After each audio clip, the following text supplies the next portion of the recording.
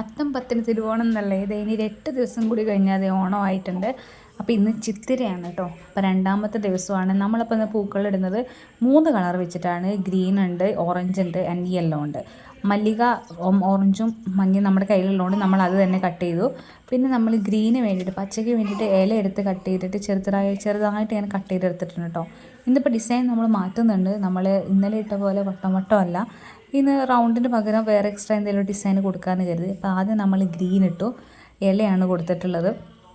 പിന്നെ അതിന് ചുറ്റുമായിട്ട് ഞാൻ അതിനൊരു നടുവിൽ സെൻറ്ററിൽ മുക്കുറ്റിയാണ് വെക്കേണ്ടത്. മുക്കുറ്റി കിട്ടാത്തതുകൊണ്ട് തൽക്കാലത്തേക്ക് ഞാൻ ഒരു ചെണ്ടുമല്ലി എടുത്ത് വെച്ചു, മഞ്ഞ മല്ലിക എടുത്ത് വെച്ചിട്ടുണ്ട്. പിന്നെ പച്ചയ്ക്ക് ചുറ്റുമായിട്ട് ഒരു വട്ടത്തിൽ യെല്ലോ കൊടുത്തിട്ടുണ്ട്. യെല്ലോ ഗ്രീൻ എന്ന് പറയുന്നത് അടിപൊളി കോമ്പിനേഷനാണ്, അറിയുന്നുണ്ടായിരിക്കും. ഡ്രസ്സാണെങ്കിലൊക്കെ കാണാൻ നല്ല ഭംഗിയായിരിക്കും കേട്ടോ. അപ്പോൾ അത് കഴിഞ്ഞിട്ട് അതിൻ്റെ അടുത്ത ലെയർ എന്ന് പറയുന്നത് ഒരു പൂവിൻ്റെയൊക്കെ ഇതൾ പോലെ കൊടുക്കുകയാണ്. ഒരു 6 ഇതൾ വരുന്ന പോലെ ഒരു സ്റ്റാറിൻ്റെ ഷേപ്പിലായിട്ട് നമ്മൾ എന്ത് ചെയ്തു, അടുത്തത് കൊടുത്തു. അത് നമ്മൾ ഓറഞ്ച് എടുത്തു. അതായത് ഇങ്ങനെ സെയിം കളർ ഇങ്ങനെ റിപ്പീറ്റായി വരണ്ടെന്നുള്ളതുകൊണ്ട് വെറൈറ്റി കളർ എടുത്ത് കൊടുത്തു.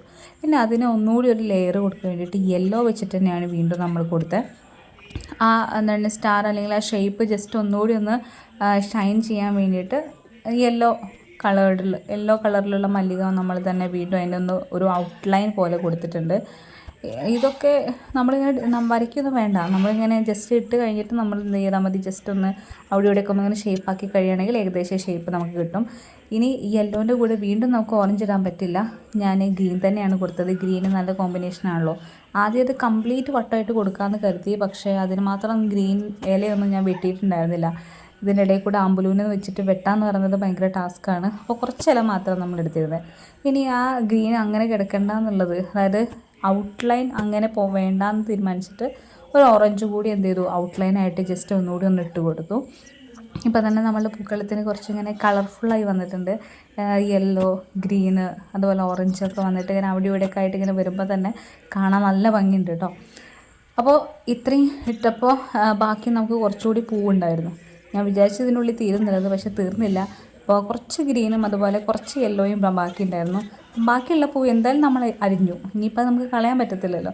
അതുകൊണ്ട് നമ്മൾ എന്ത് ചെയ്തു, വെറുതെ ജസ്റ്റ് ഔട്ട്ലൈൻ ഒന്നുകൂടി ഒന്ന് ഡിഫൈൻ ചെയ്ത് കൊടുത്തു, കുറച്ചുകൂടി ഒന്ന് ഇട്ട് കൊടുത്തു. ബാക്കി ഉണ്ടായിരുന്ന ചെണ്ടുമല്ലി നടുവത്ത് ചെണ്ടുമല്ലി മാറ്റി ഞാൻ വീണ്ടും മഞ്ഞ അരിഞ്ഞു വെച്ച പൂ തന്നെയാണ് ഇപ്പോൾ അവിടെ ഇട്ട് കൊടുത്തിട്ടുള്ളത്. അപ്പോൾ അതേ ഈ ലെയർ കൂടി ആയപ്പോൾ നമ്മുടെ കംപ്ലീറ്റ് ആയിട്ടോ നമ്മളുടെ പൂക്കളം. അപ്പോൾ നിങ്ങൾ നോക്കുക, പൂക്കളം രസമുണ്ടെങ്കിൽ കമൻറ്റ് ചെയ്യുക. അപ്പോൾ ഇതാണ് ഇന്നത്തെ നമ്മുടെ ചിത്തിരേൻ്റെ പൂക്കളം എന്ന് പറയുന്നത്. അപ്പോൾ നാളെ നമുക്ക് വേറൊരു ഡിസൈൻ പൂക്കളമായിട്ട് കാണാം. Okay, by.